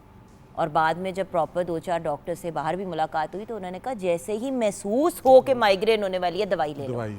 भाई बर्दाश्त क्यों करनी है? क्यों हमने व्यूअर्स अपने आप को अजियत में डालना है? अब ये नहीं, अब इसके साथ साथ एक अपना पब्लिक सर्विस मैसेज भी दें कि पेन किलर का बिला वजह इस्तेमाल डेफिनेटली देखें, ये भी तो है ना, लोग जो हर रोज ही ले लेते हैं पैरासिटामोल या हर रोज ही आइबुप्रोफेन ले लेते हैं। मतलब ये मैं सॉल्ट्स के नाम ले रही हूँ। देखें, दर्द जो है इनिशियली ब्लेसिंग है कि अगेन के प्रोटेक्टिव फंक्शन है। तो उस वक्त भी जब भी आपने कोई भी मेडिसिन लें, सिर्फ पेन किलर्स ही नहीं है। अब देखें, पेन किलर्स में भी कई शक्लें हैं, कुछ प्योरली पेन किलर एनाल्जेसिक्स हैं, कुछ एंटीपायरेटिक्स हैं, कुछ आपकी कुछ पेन किलर और सोने की दवाई भी है, बिल्कुल ऐसे ही है। उसमें नारकोटिक्स हैं और इसी तरह कुछ non steroidal anti inflammatory medicine भी हैं। तो हमने देखना ये होता है कि जी इसमें इन्फ्लेमेशन का कंपोनेंट कितना है, फिर नर्व इंजरी जिसको हम न्यूरोपैथिक पेन कहते हैं, तो ये मुख्तलिफ किस्में हैं। डॉक्टर साहब, मैं तो ऐसे लोगों को भी जानती हूँ जो स्पेशली हम अगर बात करें एस्प्रिन की, एक तो एस्प्रिन्स होती हैं, दूसरी जो जिनको पानी में घोल के हम लेते हैं, दूसरा फिर आ जाता है पैरासिटामोल विच इज़ उसके बहुत से नाम से उसको जाना जाता है, पर उसके सॉल्ट का नाम है, एंड देन आइबुप्रोफेन। ये 3 ऐसी चीज़ें हैं जो ऐसे लोग भी हैं जो डेली लेते हैं। अब देखें, एस्प्रिन तो हर उस बंदे ने लेनी है जिसको ब्लड थिनर की ज़रूरत है, दिल का प्रॉब्लम है, वो तो डॉक्टर ने कहा हुआ है। लेकिन ऐसे भी लोग हैं जो डेली दो पेन किलर खा के निकलते हैं घर से देखें, और रात को सोने से पहले। जो एस्प्रिन हार्ट के लिए प्रिस्क्राइब करते हैं कार्डियोलॉजिस्ट या फिजिशियन, वो बहुत लो डोज है, वो 75 मिलीग्राम है, जबकि आपको एस्प्रिन की जो अमूमन पानी में हल करके पीने वाली गोलियां मिलती हैं वो 250 mg है। तो और 2 गोलियां का इश्तिहार चलता है टीवी पे, तो वो 500 को बार बार लेना, वो मैदे का सत्यानाश और बहुत सारे साइड इफेक्ट्स हैं। आपका जिगर और मैदा सबसे और मैदा पहले, और आपका निज़ाम हज़्म जो है, ये तीनों का बेड़ा गर्क होता है। इसी तरह जो आइबुप्रोफेन है या और जितने एंटी इन्फ्लेमेटरी सॉल्ट्स हैं उनको बार बार लेना जो है, और उसको ये कहना कि जी मुझे दर्द और मैं लेते रहूँ तो मेरे 4 घंटे अच्छे गुजर जाते हैं, दिस इज़ नॉट दी वे। लेकिन डॉक्टर साहब, एक तरफ आपने कहा है कि दर्द अगर होता है तो उसका हल ढूंढें, दूसरी तरफ आप कह रहे हैं कि डेली नहीं लेना, तो इसके बीच का क्या रास्ता है? देखिए, इसमें अगेन ये फिजिशियन या जो उस स्पेशलिटी के डॉक्टर हैं, जैसे हमारी स्पेशलिटी पेन फिजिशियंस हैं, हम स्पाइन फिजिशियंस हैं, तो अब पहली चीज़ तो ये है कि हर दर्द एक दर्द नहीं है, ठीक है। मोटी मोटी अगर मैं बात करूं, एक पट्ठों जोड़ों की दर्द हैं जिसमें आर्थराइटिस आ गया, आपको चोट की दर्द आ गई, स्ट्रेन आ गया, मसल पुल हो गया, ये चीज़ें होंगी। दूसरी जो निस्बतन अनकॉमन है या लेस कॉमन है वो न्यूरोपैथिक पेन्स हैं, जैसे चेहरे का असाबी दर्द है, आपकी कैंसर की वजह से बहुत सारी दर्दें हैं, टांग में लंगड़ी का दर्द है। तो इन दोनों की मैनेजमेंट वो भी तो होती है पेन जो आपको जिस्म के डिफरेंट एरियाज में शदीद पेन होती है, लेकिन उसके पीछे कोई रीज़न नहीं होता, वो क्या उसको कहते हैं, फाइब्रोमैल्जिया? जी, फाइब्रोमैल्जिया ये बहुत कॉमन है और उसका जो इंसिडेंस है वो बहुत बड़ा है। फाइब्रोमैल्जिया असल में क्या है, इसमें जो आपका सेंट्रल नर्वस सिस्टम है उसमें चेंजेस आती हैं। अल्लाह ने जिस्म को विद इन बॉडी हर चीज़ को हील करने का सिस्टम रखा है। जब भी आपको दर्द होती है तो उसके रिस्पांस में आपके स्पाइनल कॉर्ड से लेके ब्रेन तक डिफरेंट केमिकल, जिनको हम इनहिबिटरी केमिकल्स कहते हैं, वो रिलीज़ होते हैं। तो जब आपको क्रॉनिक पेन होता है तो ये जो आपका इनहिबिटरी मैकेनिज़्म जो दर्द को कुदरती तौर पे कम करता है वो कम हो जाता है, और वो केमिकल जो उसको बढ़ाते हैं, उसको ज़्यादा करते हैं, उनका एम्पलीट्यूड या वो मैग्नीफाई हो जाते हैं।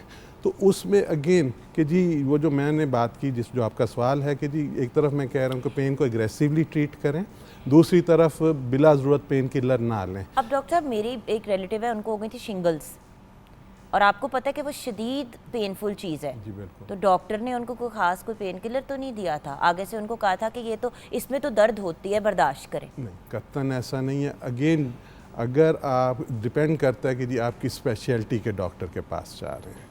अगर आपको क्रॉनिक पेन है, ये शिंगल न्यूरोपैथिक पेन है, जो आपका हर्बीज जोस्टर का, हर्बीज का जो वायरस है, ये कम मोहरों से जो नर्व्स निकलती हैं आपकी हराम मग से, उधर एक स्ट्रक्चर है जिसको हम डोर्सल रूट गैंग्लियन या DRG कहते हैं। तो ये सब लोगों में ये वहाँ पे जो वायरस है ये पड़ा होता है और सोया होता है। किसी वजह से आपकी इम्यूनिटी लो हुई, कोई प्रोलॉन्ग स्ट्रेस में गए, आप डाइटिंग कर रहे हैं, ये चीज़ें, उसकी वजह से जब आपकी इम्यूनिटी लो हुई तो ये जो वायरस डॉर्मेंट था या किसी ऑटोइम्यून फंक्शन की वजह से ये एक्टिवेट हो जाता है। जब ये एक्टिवेट होगा तो वहाँ पे ये इन्फ्लेमेशन कॉज करेगा, जिससे बर्निंग, जलन, छाले और ये सारा कुछ है। तो उसका एज इंटरवेंशनल पेन फिजिशियन बहुत आसान सा हल है कि हम उस जगह पे जाके जहाँ पे वो वायरस पड़ा हुआ है, उधर हम लोकली मेडिसन जो है, जो नमिंग मेडिसन है, एंटी इन्फ्लेमेटरी मेडिसन है, वो इंजेक्ट करते हैं। साथ टॉपिकल क्रीम्स हैं, इसके साथ गैबापेंटिनॉइड्स हैं, जिसमें प्री गैबालिन, गैबापेंटीन है, ये चीज़ें देते हैं।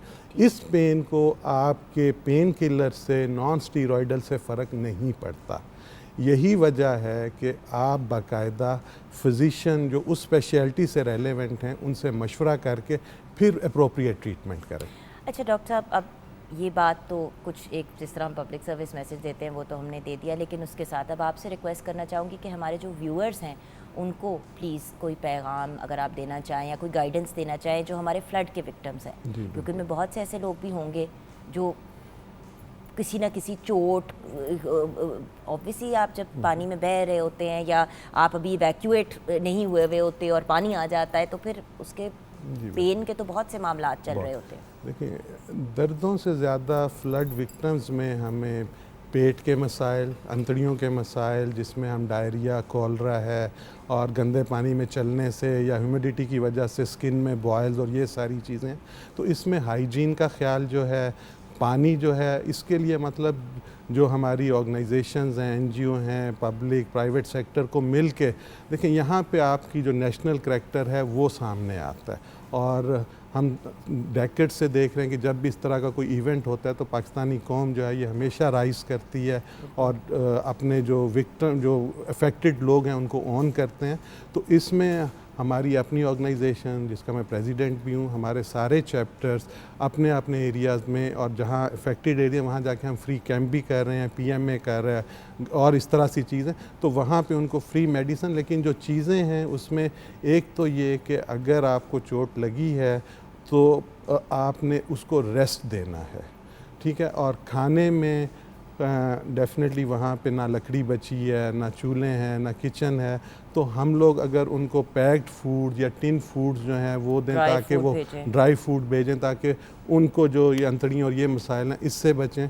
और आम लोगों के लिए बरसात में वो जो खाने जिनको हम कहते हैं कि बादी खाने हैं, राइट, जैसे गोभी है और इस तरह की चीज़ें हैं, ये बरसात में कम से कम अगर हम अवॉइड करें और जो ड्राई फूड्स हैं जैसे चिकन है या इस तरह की चीज़ें हैं वो ज़्यादा लें, तो ये जो स्वेलिंग्स और इस तरह की क्रॉनिक पेन्स हैं उनसे हम बच सकते हैं। और इसके साथ साथ फ्लूइड इनटेक जो है वो ज़रूरी है। Thank you so much doctor साहब। आप जब भी आते हैं एक नॉलेज का ख़जाना लेके आते हैं और मुख्तसर सी गुफ्तगू में बहुत सी बातें कह जाते हैं।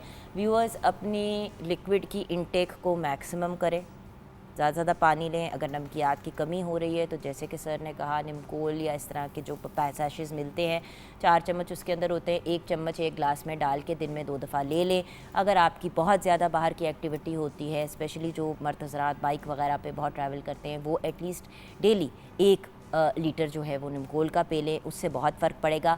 मगर उसके साथ साथ पानी की इंटेक भी आपने बढ़ा के रखनी है। ये नहीं है कि सिर्फ वो पी रहे हैं, साथ कम से कम 2-2.5 लीटर पानी का पिएँ।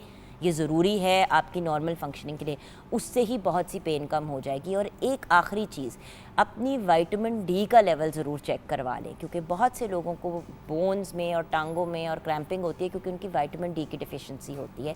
तो ये भी चेक कर लें, क्योंकि हम एक बहुत ही सनी मुल्क में रहते हैं लेकिन धूप में नहीं जाते, सो ये भी एक इशू हो सकता है। छोटी सी ब्रेक की तरफ जाएंगे। डॉक्टर साहब, गॉड ब्लेस यू, आप हमारे साथ रहिएगा।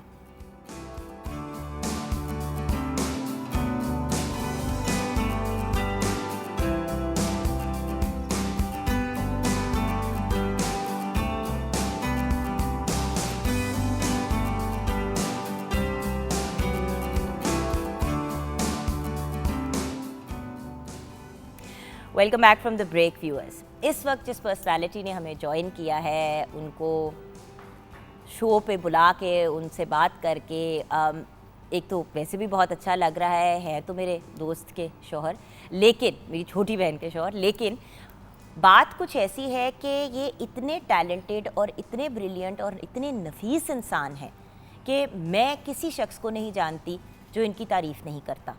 जिससे भी इस शख्स की मैंने बात की है या इनका नाम भी मेंशन किया तो उन्होंने कहा, यार व्हाट अ डिसेंट जेंटलमैन।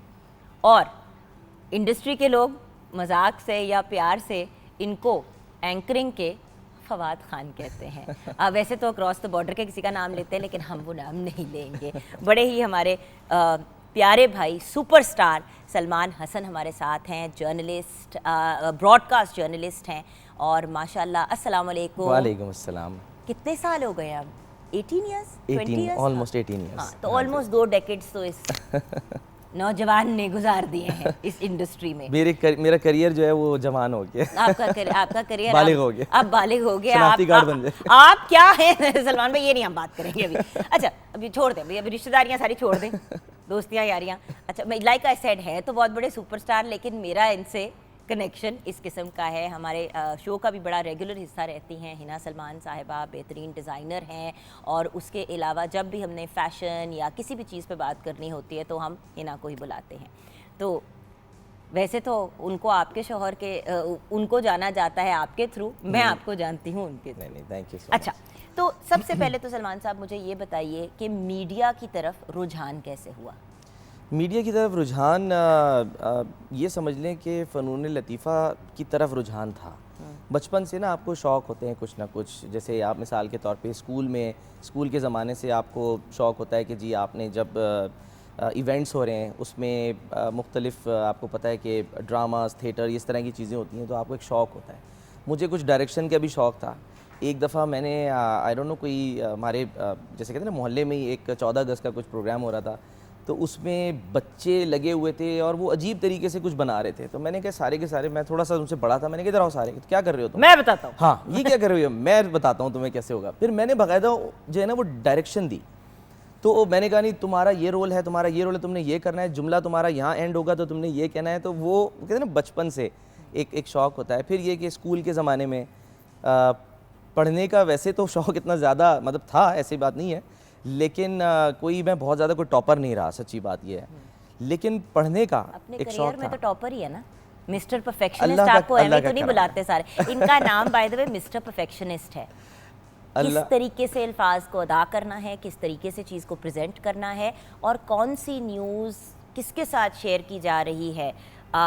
आपकी कभी भी मैंने न्यूज़ ऐसी नहीं देखी जो इंसान अपनी फैमिली या बच्चों के साथ ना देख सके, क्योंकि आई थिंक आप जब भी एंकरिंग करते हैं ये मद्देनज़र रखते हैं कि हमारे बुजुर्ग और बच्चे भी शायद देख बिल्कुल। रहे हैं। अच्छा जुगन, ये तो आप देखिए बड़ी हमारी रिस्पॉन्सिबल जर्नलिज्म करते उसकी हैं। वजह है, उसकी वजह ये है कि जो मेरा करियर है उसका स्टार्ट जो है वो हुआ है इलेक्ट्रॉनिक मीडिया से, ठीक है। और इलेक्ट्रॉनिक मीडिया में आज की तारीख़ तक अब भी ज़िम्मेदारी का मुज़ाहरा जो डिजिटल मीडिया है उससे ज़्यादा किया जाता है। और उसका रीज़न ये है कि इलेक्ट्रॉनिक मीडिया हो या प्रिंट मीडिया हो, वहाँ पर आप जवाबदेह होते हैं, वहाँ पर आपकी ज़िम्मेदारी है। अगर आपने कुछ गलत कहा तो you have to take the responsibility. लेकिन मैं आजकल देख रहा हूँ सोशल मीडिया, डिजिटल मीडिया पिछले कुछ अरसे से, वहाँ पर आपने, मैं ख़ुद भी गाहे बगाहे करता हूँ, लेकिन वहाँ मैं उस हिसाब से आप ये समझ लें कि अपने काम चला नहीं पा रहा। उसका रीज़न ये है कि मुझसे बैठ के, एक तो वहाँ पे झूठ नहीं बोला जाता, वहाँ बैठ के वो कहते हैं ना कि आपने आएँ बाएँ शाएँ कुछ भी आप कहते रहें, किसी पर कोई भी इल्ज़ाम लगा दें, ऐसा नहीं कर सकते। हाँ, लेकिन कभी कभी ऐसी ऐसी ब्रेकिंग न्यूज़ सुनने को मिलती है कि हमारा दिमाग जो है वो ब्रेक कर जाता है।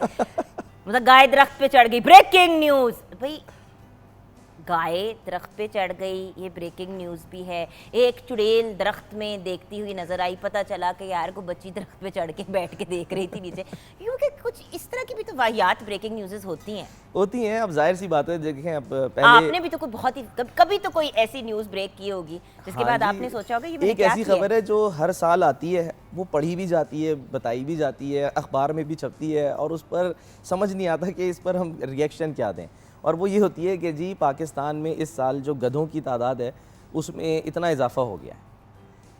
ये बाकायदा आपको पता ना, ये मजाक ना करें। नहीं, आई एम नॉट जोकिंग, ये होता है, अखबार में खबर छपती है। अच्छा, ब्रेकिंग न्यूज़ दे रहे हैं आप मॉर्निंग एट होम में, जरा एक दफा देना जरा। ये Seriously, गधों वाली I'm न्यूज़, telling गधों वाली you, न्यूज़, ये कितना गधों वाली हसीन हम आपको नहीं, बट बता रहे आपने लंबी देनी है। आप सोचिए आप ऑन एयर है और आपने कुछ मिनट, मैंने व्यूअर्स इसके बाद इनसे एक सवाल पूछ देना इससे रिलेटेड। अच्छा जरा गधे वाली न्यूज़, ये आपका कैमरा है, अच्छा, बताइए। ऑन ए सीरियस नोट, हम बता रहे होते हैं कि ब्रेकिंग न्यूज़ आई है, या आपको खबर दे रहे हैं, बुलेटिन में खबर शामिल करते हैं, आपको बताएं कि इस साल पाकिस्तान में गधों की तादाद में इतना इजाफा हो गया है, और मजमूई तौर पर जो गधों की तादाद है वो अब 10,05,656 हो गई है। यानी एक एक गधे को काउंट किया गया है कि जी इतने जो हैं वो गधे जो हैं पाकिस्तान में अब वो बढ़ गए हैं। ये मुस्कुराहट तो नहीं होती उस वक्त? ये आखिर में अभी आ गई है, आ वैसे गई नहीं ना? हाँ होती। यार, नहीं तो नहीं थे।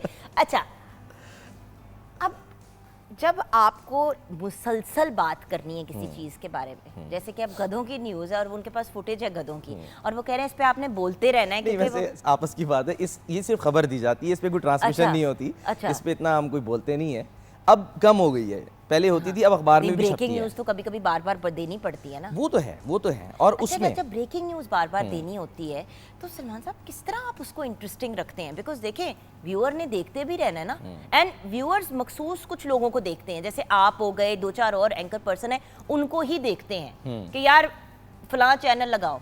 अब आप जिस चैनल पे हैं उसी चैनल पे लोग स्विच करते हैं कि यार उसकी बात सुननी है, कम से कम प्रॉपर बात करेगा बंदा। उसका रीज़न है, देखिए आपके पास पहली चीज़ ये कि एक तो जो एक्सपीरियंस होता है ना, उसका नेमुल बदल कोई नहीं होता है, और वो एक या दो दिन में आता नहीं है। ज़ाहिर है लोगों को काम करते करते ज़माना गुजर जाता है। हमारे यहाँ पर ही स्टूडियो में आप देखिए माशाल्लाह, ये जितने आपके जो स्टाफ हैं, आपके जो साथ के लोग हैं, आपके को वर्कर्स हैं, ये माशाल्लाह एक्सपीरियंस लोग हैं सारे के सारे, इनको नहीं नहीं, ये ज़माने तो हो सारे गए। मुझे हर रोज सुबह आके कहते हैं हम तो आपके हाथों के पले हैं। मैंने कहा हाँ जी वो बिल्कुल। वैसे ही कहते होंगे, लेकिन बहरहाल ये सारे माशाल्लाह एक्सपीरियंस्ड हैं। इक्का दुक्का दांत निकाल रहे हैं इस वक्त, सुबह इनका सुबह जो मुझे कहा है। एक्सपीरियंस है ना, उसका कोई नेमुल बदल है नहीं। बिल्कुल। आप बेशक नए लोगों को इंड्यूस करते हैं, लाते हैं और उनको साथ साथ ट्रेन करते हैं और इन लोगों के साथ काम करते हुए उनको लेकिन अब- लेकिन इतनी लंबी बात किसी भी चीज के बारे में कैसे बंदा करे? अब एक न्यूज है,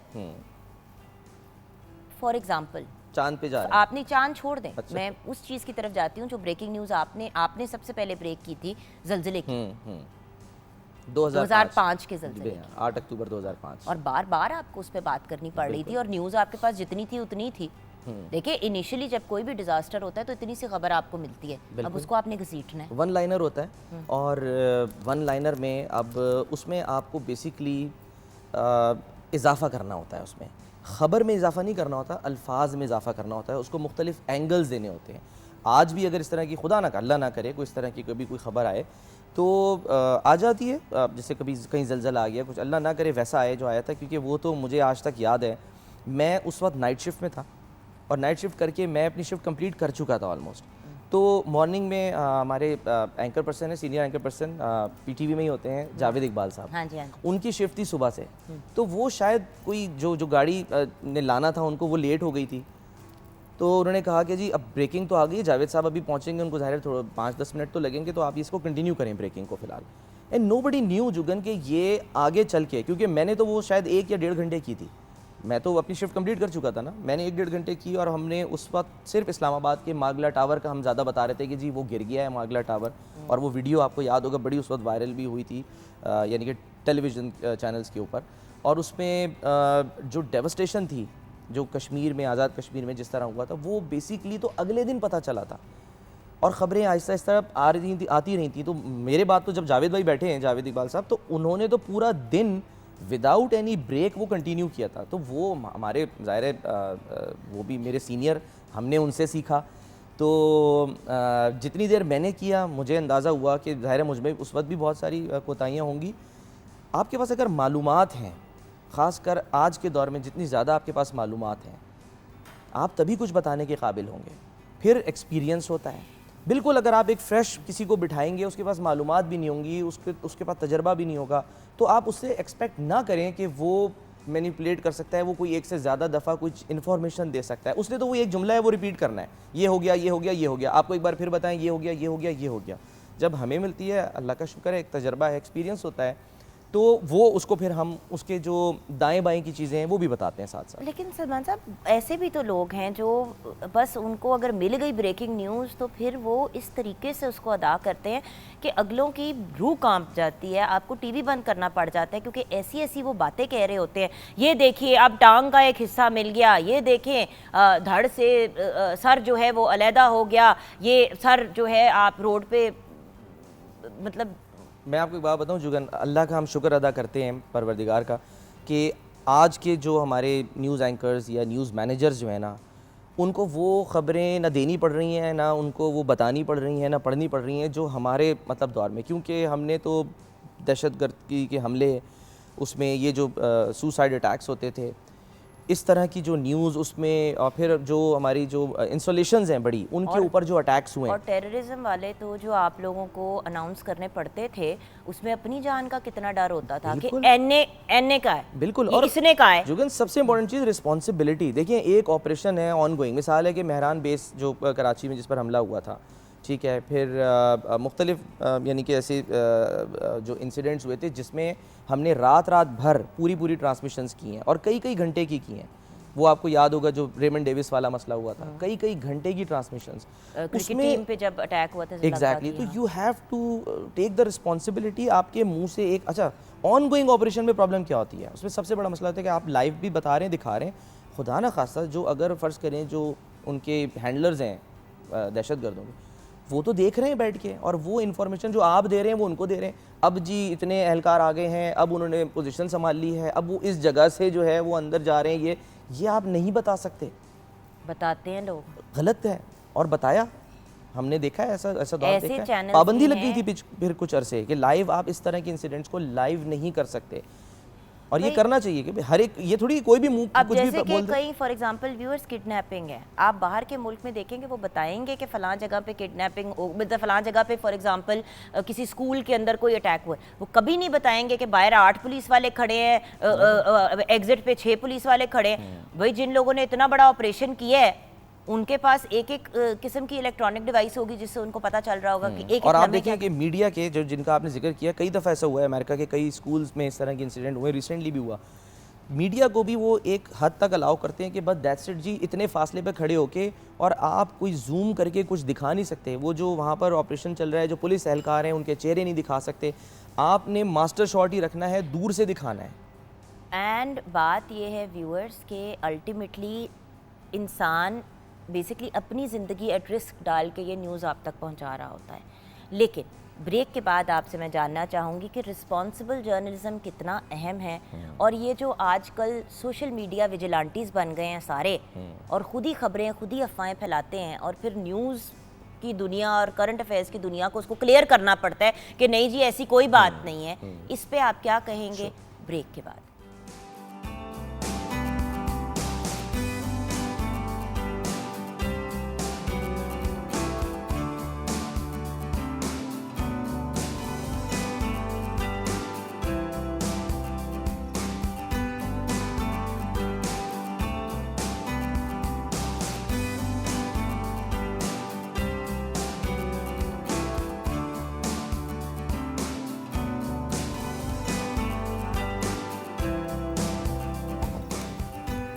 welcome back from the break viewers. हमारे बहुत ही मज़े के प्रॉन कह रही हूँ, chicken toast, actually usually prawn toast होता है। अच्छा, इस वाले के ऊपर आपने सेंटर में मेरे ख्याल से ये मशरूम भी लगा दिया। ये व्यूअर्स, ये मैं आपको इसलिए दिखाना चाह रही थी कि ये फ्रंट है इसका, ठीक है ना, और बैक को इतना सा ब्राउन किया है, हल्का सा, ये देखिए फ्रंट एंड बैक ब्राउन किया है हमने, और ये हमारा तैयार हो गया, और हमारा पास्ता भी तैयार है।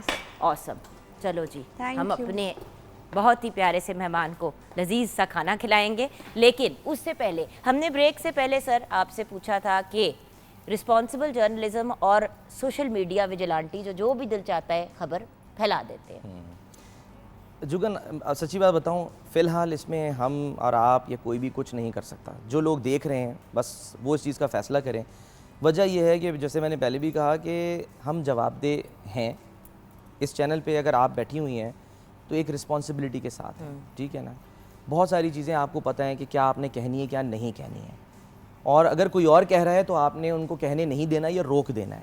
ये है रिस्पॉन्सिबिलिटी, इसका आपने ख्याल रखना है, मैंने भी ख्याल रखना है, हम सब ने। लेकिन क्योंकि डिजिटल सोशल मीडिया जब से आया है, वहाँ वो कहते हैं ना मादर पितर आज़ादी, वहाँ किसी ने आपको कुछ नहीं कहना। चाहे आप भी या मैं भी वहाँ बैठ के कुछ भी कह लूँ तो मैं वहाँ जवाबदेह नहीं हूँ।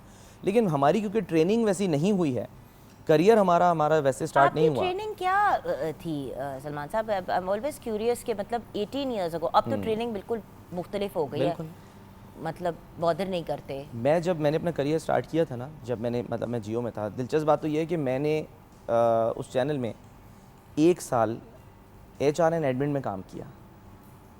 अच्छा। हाँ जी, 1 साल तक, और बड़ा अल्हम्दुलिल्लाह अच्छे तरीके से काम किया। वो कहते हैं ना कि इंटरनली कुछ वो हो रहे थे, ऑडिशंस हो रहे थे, सबके ही हो रहे थे, लोग बाहर से भी आ रहे थे। तो उन्होंने कहा कि अभी किसी को शौक़ है या कुछ है तो अपना टैलेंट दिखा दे, बता दे। मैं गया, मैंने कहा जी मुझे शौक़ है। कहते हैं अच्छा बड़ा शौक़ है, आ जाओ ज़रा बैठो। उन्होंने मुझे सामने प्रॉम्प्टर पे ख़बर दी, कहा जी आप पढ़ें। मैंने पढ़ना शुरू की विदाउट फंबल, अल्हम्दुलिल्लाह। वो मैंने बताया ना, मुझे स्कूल के ज़माने से शौक़ था। क्लास में जब टीचर कहती थी ना कि चैप्टर नंबर फला पैराग्राफ नंबर 3 से हमने पढ़ना है, कौन पढ़ेगा? सबसे पहले तो एक सलमान हसन दंदियाँ निकाल के खड़े हो जाते थे कि मैं पढ़ूंगा। सबसे पहले हाथ आउट लाउड पढ़ने का एक शौक़ था, शायद वो प्रैक्टिस मेरे ख्याल है वहाँ काम आई। अच्छा, वहाँ उनको अच्छा लगा कि भाई ये तो लड़का जो है, ये उस वक्त तो लड़का ही था, ये तो अच्छा पढ़ रहा है। अब इसकी ज़ाहिर है ग्रूमिंग है, ट्रेनिंग है, क्योंकि ये एक डिफरेंट डिपार्टमेंट से आ रहा है। वहाँ पर मेरे बहुत सारे ऐसे लोग, जिसमें मैं हमेशा नाम लेता हूँ कि SM सूफ़ी साहब हैं, इंटरव्यू जिन्होंने मेरा किया, MK अब्बास साहब हैं जो प्रोड्यूसर हैं वहाँ पर, और अज़हर अब्बास साहब हैं। तो ये वो लोग हैं जिन्होंने इंटरव्यू किया। उसके बाद फिर हमें हवाले कर दिया मंजर नकवी साहब जैसे लोगों को, जिन्होंने हमारी ट्रेनिंग की। मैं क्योंकि एज ए स्पोर्ट्स एंकर मैंने ज्वाइन किया था, तो वो मुझे तो मंजर भाई का वो याद है। सिर्फ ये वो नाम है जो मैं ले रहा हूँ, बहुत से नाम है। आपके करियर को बनाने में आपके साथ के लोग आपके दोस्त, आपके जो को वर्कर्स हैं वो शामिल होते हैं, और कहीं ना कहीं किसी न किसी का किरदार होता है।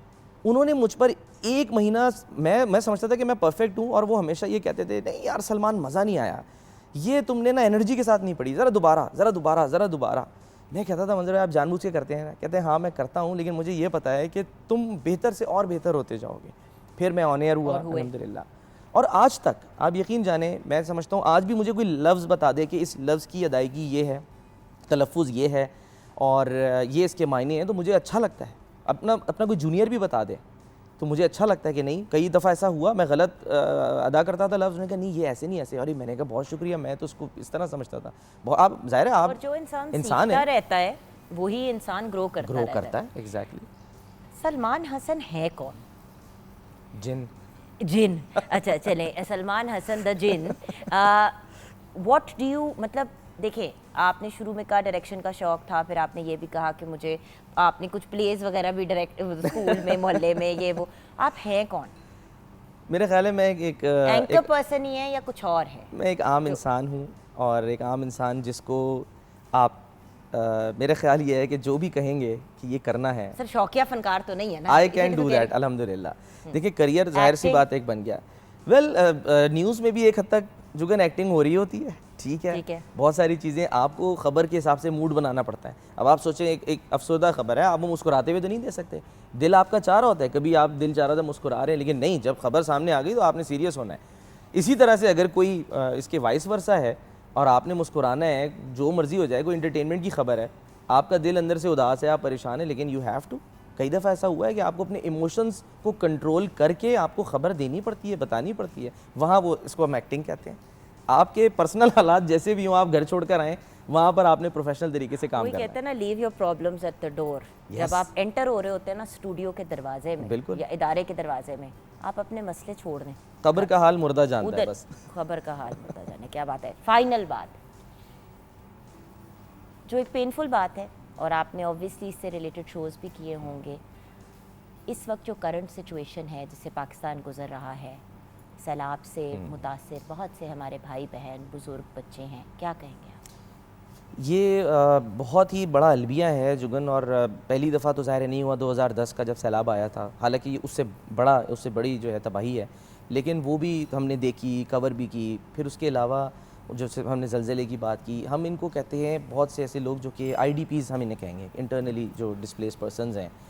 इस वक्त पूरी कौम का, जो कर भी रही है पूरी कौम का इस वक्त फ़र्ज़ है, हम अगर अपना इतना सा भी छोटा सा भी पार्ट प्ले कर सकते हैं ना, अगर मैं कहता हूँ आप वो 9999 पे मैसेज करके 10 रुपये भी डोनेट कर सकते हैं ना, तो ये मत सोचें कि मेरे 10 रुपये से क्या होगा। आप जो कर सकते हैं करें, कतरा कतरा दरिया बनता है। इस वक्त अपने आप को उनकी जगह रख के सोचें। किसी का बच्चा आप सोचें कि पानी में डूब जाए, वो देख रहा है कि वो डूब गया है, वो 5 लड़के नौजवान जिनको 3-4 घंटे वो मौजूद रहे, उनको कोई बचा नहीं सका। जिसकी औलाद होगी उसको पता होता है उसके साथ क्या गुजर रही है। तो हम ह्यूमन बीइंग हैं भैया, आखिर एंड ऑफ द डे इंसान है, हमें भी दुख होता है, अफसोस होता है। जब ऐसी न्यूज़ शेयर करनी पड़ती है तो क्या करते हैं?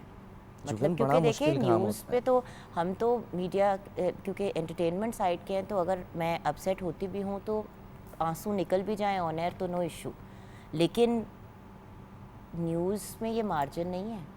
यू आर राइट क्योंकि आप अगर रोना शुरू कर देंगे तो हमारी आवाम का क्या हाल होगा? बिल्कुल, मैंने कहा ना, इमोशंस को आपने वहाँ पर कंट्रोल करना है, ठीक है, अपने आसाब पे आपने काबू रखना है। कई एंकर्स हुआ है, 1-2 दफ़ा हमारी को एंकर थी, वो रो पड़ी थी, सना मिर्ज़ा।